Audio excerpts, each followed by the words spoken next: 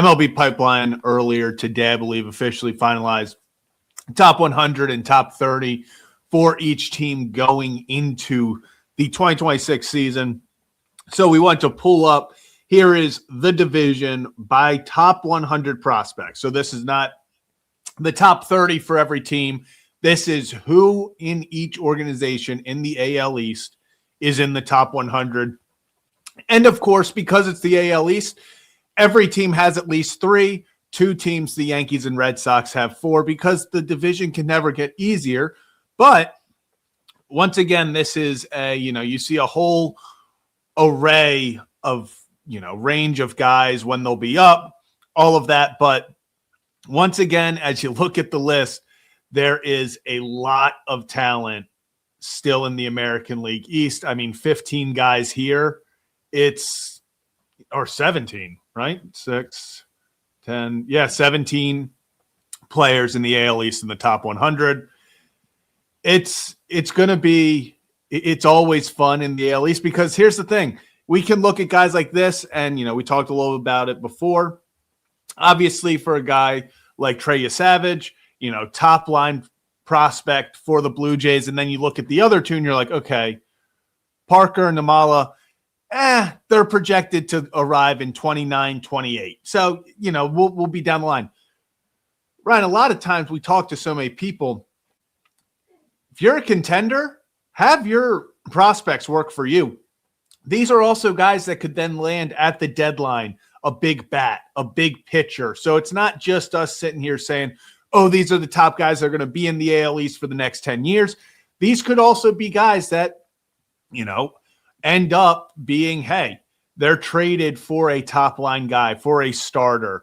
I would assume the Rays will probably keep their guys because they don't usually trade prospects. But, I mean, you go through, obviously, the Blue Jays with Parker and Namala both being 2 to 3 years away. If they feel like they are maybe a hitter away, if they're a, bullpen piece away come July, don't expect them to be shy about getting rid of one of those guys if it means landing them a frontline guy. Yeah, I mean, the exercise to look at this, everyone loves to talk about how great their prospects are and how great the talent that you have to come and help the big league team or to be an asset to be traded, right? So all of these teams that we're showcasing here, and even the Rays, I know the Rays of the 5 AL East teams are probably not getting the recognition just because of how much the other teams have invested or where the other teams were last year, specifically looking at the Jays, Yankees, and Red Sox. They made the postseason. And then the Orioles regressed quite a bit last year, obviously for many different reasons, but they were a playoff team in 23 and 24. And on top of it, they did reinvest a lot in this team coming into the 26 season. But the Rays are still a team that they're this engine that just keeps going, even when people think that they're dying out. They've never done that over the last 16 years. The Rays actually, since 2008, if I want to go back, they were in the World Series in 2008 and started in 2010 when I had the stats. They had the third most wins, in baseball over the last 16 years. So can't count them out, but you want to look at who can help teams at this point. And we'll show you the top 10 list for the Orioles prospects in a moment. Yeah. But just looking at this right now, Zach, we'll start up top and we'll go down to the bottom with the Orioles. Trey Savage, to me, you saw him in the World Series, you saw him in the postseason, stud. What's his upside? A number one for that Blue Jays staff. That's how he can be, but he really hasn't pitched a lot in the grand scheme of things, but he's going to pitch a lot this upcoming year. When it comes to the Yankees, for Orioles fans, if you watch the opening game on for spring training, I was on the call for that. Elmer Rodriguez started that game. And that dude's got some movement. It looked like he has good stuff. And one thing that I've noticed with Yankees pitching is that they develop guys that can help them pretty quickly. And it's a name that you didn't hear of, but now Elmer's on this list to keep an eye on. But Zach, the name that I think it's their highest prospect on that list, but it is George Lombard Jr., who I don't know if he will impact this team this year, but I'll tell you what, he is a guy that they love. He's a very athletic a guy that can play the middle of the field, middle of the infield specifically. And they love him over there. I think it'd be hard to see him get moved, but they do love George Lombard. And as we've noticed, the Yankees have a little bit of a shortstop crisis of what they want to do. So it's just ideas to throw around there of what could possibly happen. Red Sox, Zach, Peyton Toll, great stuff. Lefty, upsides there. You know, that's another piece for the Red Sox that I really like. And then you can't sleep on early too. I guess I forgot another lefty. So 2 lefties with upside. And one thing I guess that I'll say in this list so far, Zach, of the teams I just mentioned, one thing that's different from them to the Orioles. Exactly. And that is a huge emphasis. And that's been one of the question marks for this Orioles organization here, as far as prospects are concerned over the last, 5 to 7 years. Yeah. And I mean, I said 17 prospects. If you take out, obviously, the Orioles, that would be their 14 total prospects on this list, 7 of which are pitchers. So exactly half of them are pitchers. We go through teams, obviously, like Savage. Yes, having a guy that can be a star down the line is nice, but you also see the early returns on guys. I mean, Trey Savage was one of the stars of the postseason last year. It is one of those things where the Blue Jays didn't have to make, we always talk about with the Orioles, okay, who are they going to get the deadline? Okay, you try to make it to the deadline, you find a pitcher that you need, and you go that way. A lot of teams, including the Blue Jays last year, they're like, okay, we need somebody. We need a pitcher to step up. Let's see what this young kid, one of our top prospects, can do. And he was incredible. Obviously Peyton Toll and Early, they're going to be guys that are impacting this team immediately. Even Carlos LaGrange for the Yankees. I mean, that is a guy who not that it's as uncommon these days, but a guy that can hit triple digits, big strikeout guy. I mean, there are a lot of talented pitchers coming up in this system. And, like you pointed out with the Rays, they only have one guy, Brady Hopkins, here on the top 100 list. The Rays can take pitchers, and I'm sure by the end of this season, we're going to look back at the top 100 and who the Rays have, and there'll probably be 2 more pitchers on there. Just the way they develop pitching and how they get the most out of guys, you never have to worry about the Rays with pitching. They're going to find ways to get guys out there, get the most out of them. And so I wouldn't be surprised if the Rays add 2 or 3 guys to the top 100 pitching this season. But it's one of those things that feels like with the Orioles, it's okay, a lot of outfield depth, a lot of infield depth, and even catching depth with Basayo. Obviously, Bodine they got rid of in the offseason in the Boz trade, so you kind of stopped that influx of catching top prospects there. But, it makes me think about a guy like Franklin Arias for the Red Sox. Do the Red Sox have, if everyone starts to pan out and everything, maybe you have a little bit more room because you didn't bring Bregman back? But I don't necessarily think the Red Sox need more infielders.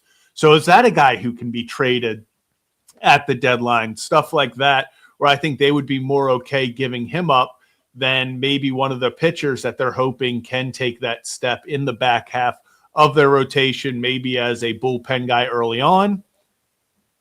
Having your system work for you is what is probably the biggest advantage. It's why the Dodgers, people, yes, you can talk about the Dodgers. Oh, they just spend money. Oh, they just do this. They just buy all their talent. Yes, they buy a lot of talent.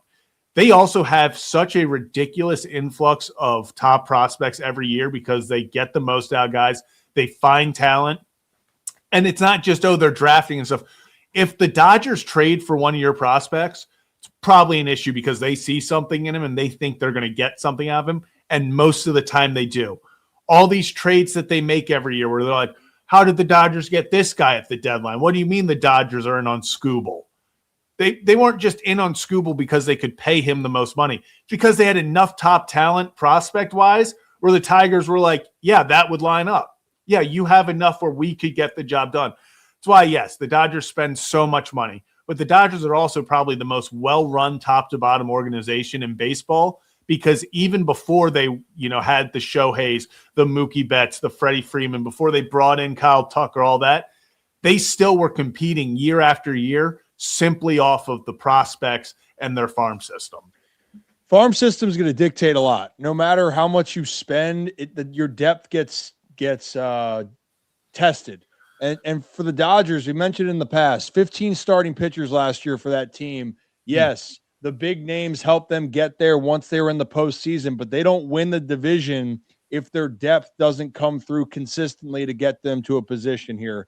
And that's going to be the name of the game. And at least in Baltimore, the depth in the pitching side has been tested, and it hasn't passed the test so far, Zach. So that's why there's a lot of names in this Orioles system here that I am really excited about from a pitching side. I am. But when we're looking at that whole group and what they've already done, and again, go to that top name and Trey Savage, you saw what he's capable of because he did it at the biggest stage in the World Series as a rookie who's barely pitched anything. Now, he's going to have to continue to prove it, but let's just put it this way. No one through the Orioles has come and done that. The closest thing that the Orioles had to a prospect like that for pitching is no longer with the organization. He's out there with the Angels and Grayson Rodriguez. So this is the part here that people are going to have to understand where it is. Now, there's a lot to like, though. And one thing to close out for the Rays, Carson Williams is their shortstop that's got a cup of tea in the big leagues last year.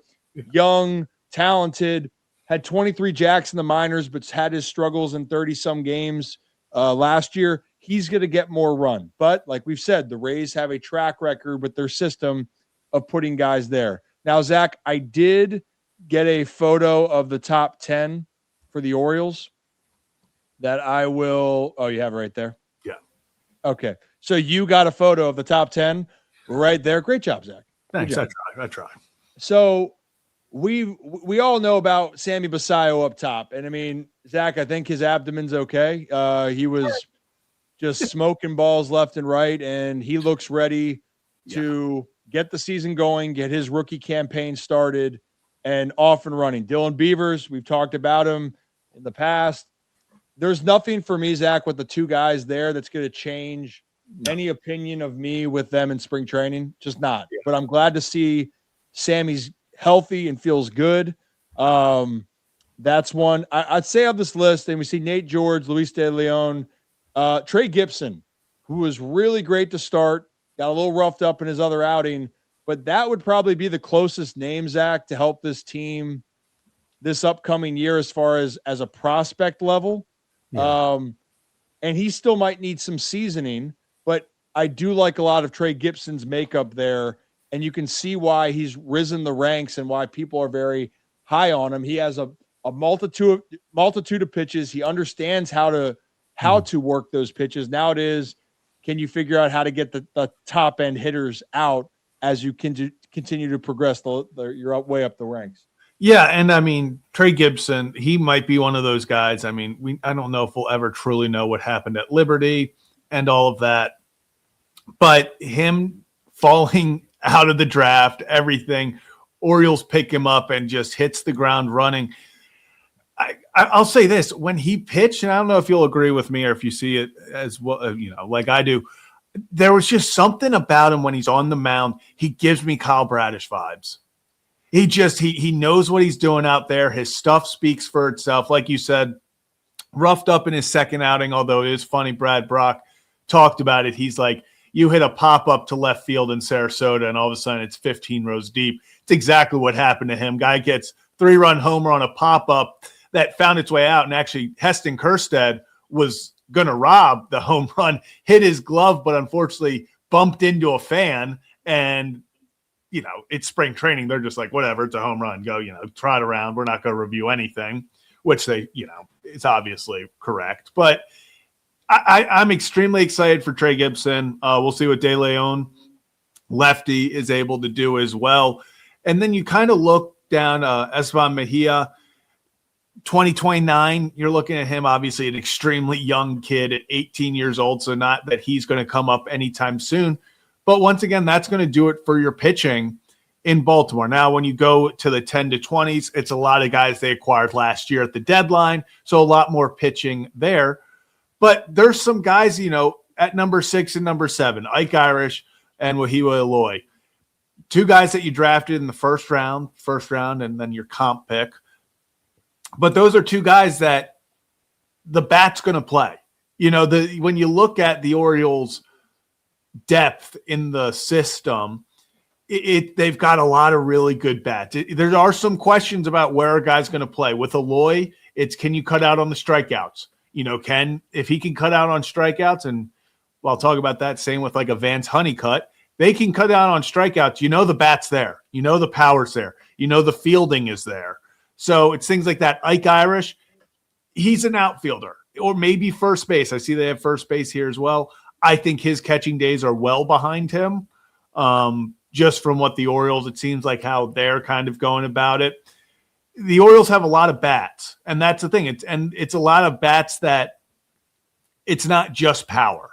You look at obviously Basayo, you think power, but then Dylan Beavers, that is just find a way to put the ball in play. Kind of similar with Nate George. He wants to put the ball in play and let his speed do the talking. Ike Irish will spray it all over the field. Eloy has some more power. Estrada has really caught people's attention this spring training. And then we know Enrique Bradfield Jr., that glove, that speed, that defense, you could plug him in right now and he's going to be one of the best defenders in baseball. You hope that the bat can kind of catch up a little bit, but 1 through 10 right now, I mean, there is a lot of talent in Baltimore, and it's all relatively close in the next, year or two.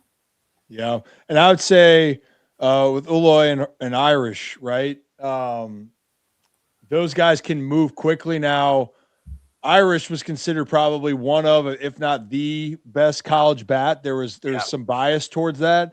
So if that bat plays, he's going to move probably the quickest of those guys that's down there.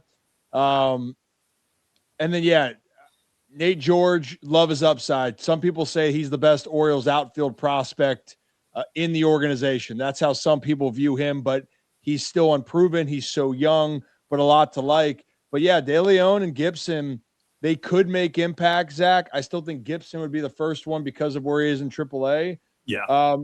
But other names that are off the prospect list then that could – I'm looking a lot at what Chase McDermott's doing. I love his fluidness, how simple his delivery looks, the effort of his fastball coming out of his hand, and that can help set up his next pitches.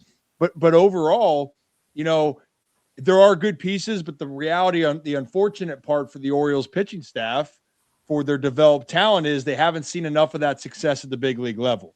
Yeah. And that's why they traded for Shane Baz, the upside, but coming from the Rays, that's what they felt. Kyle Bradish, who developed in the Orioles system, but got traded over in the Bundy deal, and he's developed and established himself into that. But a guy coming from straight system up to the big leagues for the Orioles, hasn't been a lot of that success yet. So a lot of great options. I still don't know where it all will fit for the short term, Zach. I think that's why they added more depth, and that's why you have 6 to 7 starters as options, plus long relief guys in the pen. So a lot of good things to like here. And I'm excited to see how it's all going to unfold. And I hate the fact that we're going to have injuries, but that's just the nature of the game.